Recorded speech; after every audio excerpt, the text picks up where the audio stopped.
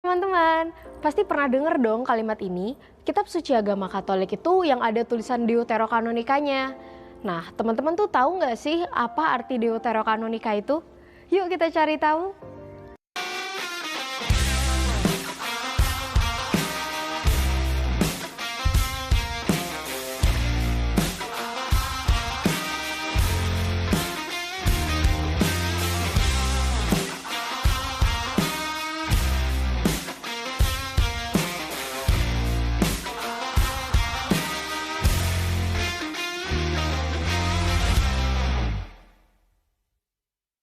Halo teman-teman, pasti pernah dengar dong kalimat ini, kitab suci agama Katolik itu yang ada tulisan Deuterokanonikanya. Nah, teman-teman tuh tahu nggak sih apa arti Deuterokanonika itu? Yuk kita cari tahu. Kitab Deuterokanonika sendiri udah masuk dalam kitab suci edisi Vulgata yang kita pakai sampai sekarang ini. Nah, istilah Deuterokanonika tuh sebenarnya baru loh. Istilah Deuterokanonika baru ada pada abad ke-16. Jadi berabad-abad setelah kanon kitab suci ditentukan. Deuterokanonika itu artinya kanon kedua. Nah, kenapa sih disebut kanon kedua? Seorang teolog dari Siena namanya Sixtus memisahkan kanon pertama dan kanon kedua. Kanon kedua adalah kitab-kitab yang pernah diragukan di beberapa tempat sehingga menempati posisi kedua dalam kanon kitab suci.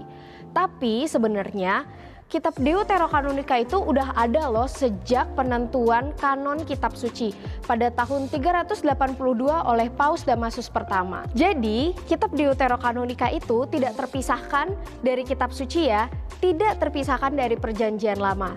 Jadi, Gereja Katolik tidak menambah-nambah apalagi mengurangi isi kitab suci. Karena sejak awal kitab Deuterokanonika itu udah ada di dalam kitab suci. Dengan berpegang pada tradisi para rasul, Magisterium Gereja Katolik memasukkan kitab Deuterokanonika dalam kanon kitab suci yang telah ditetapkan oleh Paus Damasus pertama pada tahun 382 dan kemudian oleh Konsili Hippo pada tahun 393 dan berikutnya Konsili Kartage pada tahun 397. Maka tidak ada alasan untuk menyatakan bahwa kitab Deuterokanonika bertentangan dengan isi kitab suci. Nah, apa aja sih isi kitab Deuterokanonika? Ada kitab Tobit, Yudit, Kebijaksanaan, Sirach, Barukh, 1 dan 2 Makabe. Dalam kitab suci versi bahasa Indonesia, terdapat tambahan Ester yang seharusnya adalah bagian dari kitab Ester dan tambahan Daniel yang seharusnya adalah bagian dari kitab Daniel. Nah, sekarang udah lebih tahu kan tentang kitab Deuterokanonika?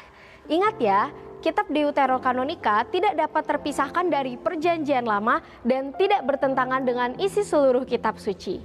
Sampai jumpa di video berikutnya.